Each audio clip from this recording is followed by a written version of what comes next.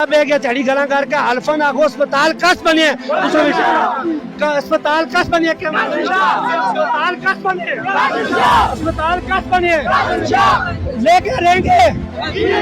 तेरा बाप भी देगा, तेरा बाप भी देगा, तेरा बाप भी देगा।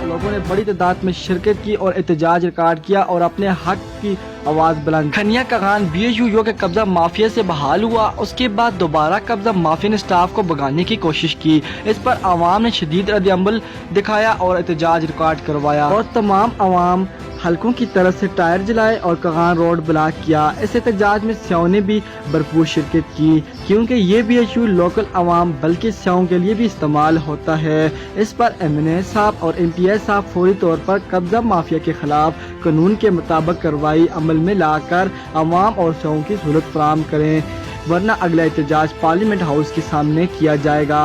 कैमरामैन असद खान के साथ जवाद खान, मानसरा न्यूज, मानसरा।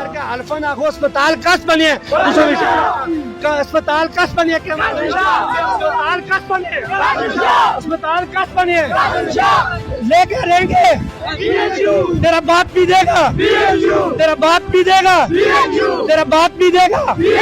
और दुई बड़े मजे की गल सारे भरा जमा हो, इस तो बाद नैब दे आफिस अगर धरना देसा अस्पताल तक कितना फंड मंजूर होया और कितना कितना खर्च होया कासम शाहबाजी को लेके पाई दा साहब के इंसान।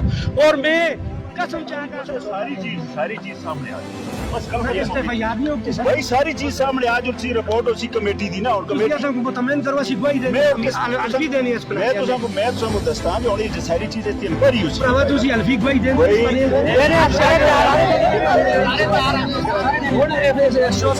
अच्छा एक मिनट मारी गाल छोड़ो एक मिनट गाल छोड़ो सारे SHO साहब की जी यकीनदानी है 5 आदमियों की कमेटी है जी DHO साहब को जुल का अपने मुतालबात रखती। आज SHO साहब को आज ये गल मुतले कर दिया कि आइंदा अगर वज़ीर-ए-आला साहब आ रहे हैं असों को मजबूर ना कीते चला उस चला सी रोड बंद करना था मजबूर हो चला।